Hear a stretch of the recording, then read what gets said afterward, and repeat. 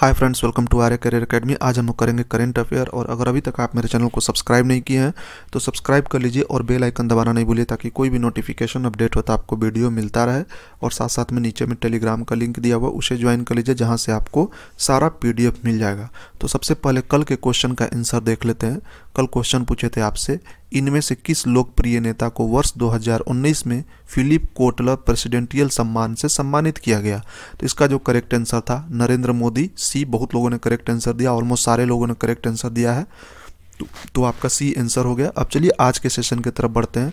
तो आज का सबसे पहला क्वेश्चन है, 2019 में भारत रत्न से निम्नलिखित में से किसे सम्मानित किया गया?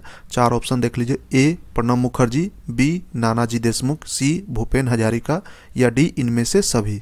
तो ये करेक्ट आंसर हो जाएगा डी, इनमें से सभी। तीनों को भारत रत्न से सम्मानित किया गया है।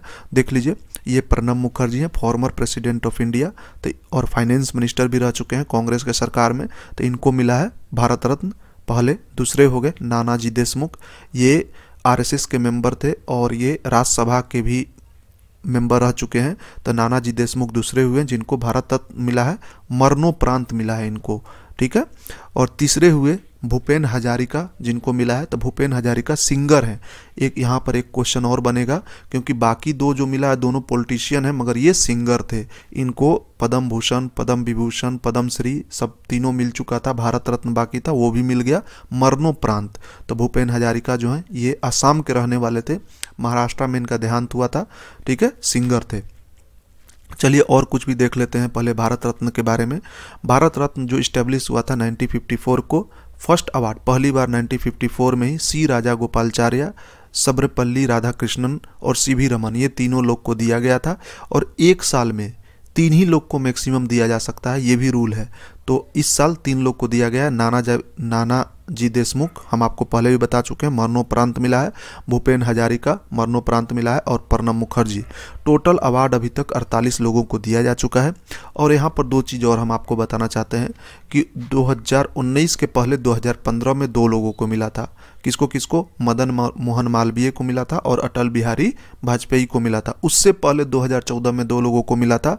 वो किसको मिला था? सचिन तेंदुलकर को और CN राव को। तो सचिन तेंदुलकर यंगेस्ट हैं भारत रत्न लेने वाले, ये भी आप लोग याद रखिएगा। चलिए क्वेश्चन नंबर 2 की तरफ बढ़ते हैं। क्वेश्चन नंबर 2 है, 26 जनवरी को मुख्य अतिथि कौन है? तो कौन थे?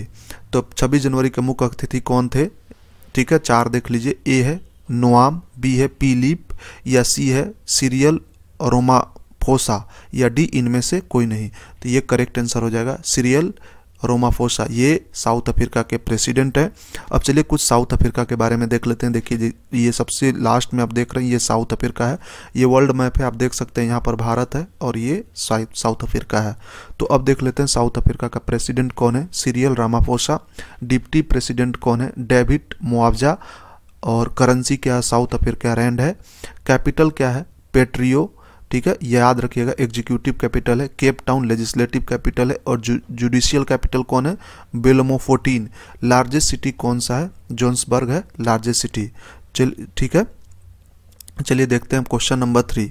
क्वेश्चन नंबर 3 है, PSLV C-44 से किन 2 उपग्रहों को प्रक्षेपित किया गया? 4 ऑप्शन है, माइक्रोसेट I एवं GSAT 12, बी ऑप्शन है माइक्रोसेट R और कलामसेट, और सी ऑप्शन है मैसेट और GSAT 12, और डी ऑप्शन है नन।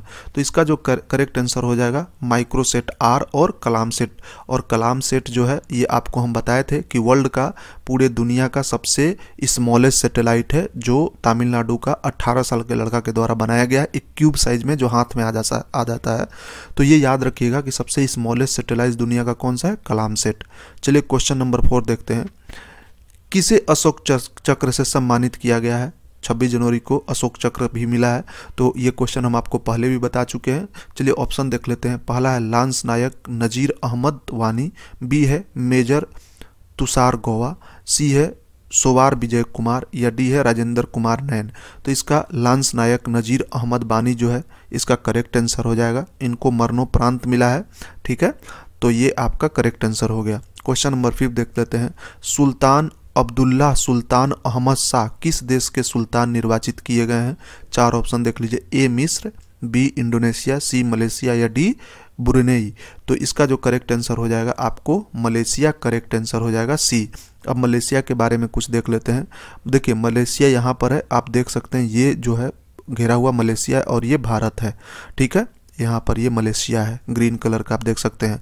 तो मलेशिया का कैपिटल कुआलालंपुर है, प्रधानमंत्री महातीर मोहम्मद है, करेंसी रिंगिट है। तो ये सारा चीज।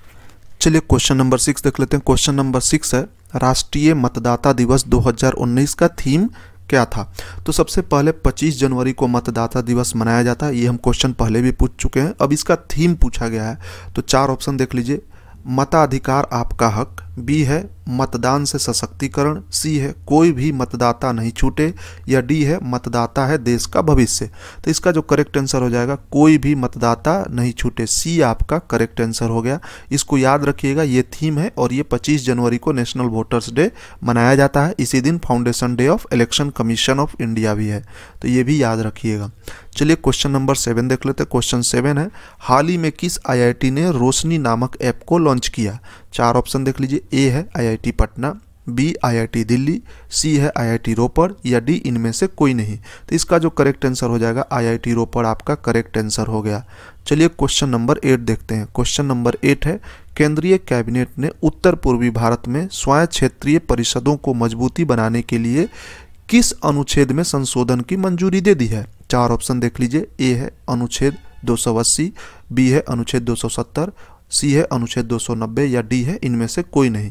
तो करेक्ट आंसर हो जाएगा अनुच्छेद 280 में संशोधन का मंजूरी दे दिया गया, तो ए आपका करेक्ट आंसर हो गया।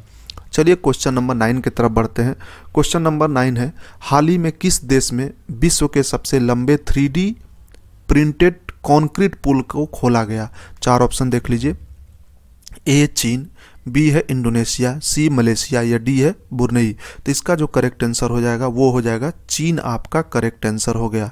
तो ए आपका करेक्ट आंसर हो गया। चलिए अब चीन के बारे में चाइना के बारे में कुछ देख लेते हैं। यहाँ का प्रेसिडेंट है एक्साई जिपिंग, वाइस प्रेसिडेंट है वैंग किशन, और कैपिटल क्या है बीजिंग है कैपिटल।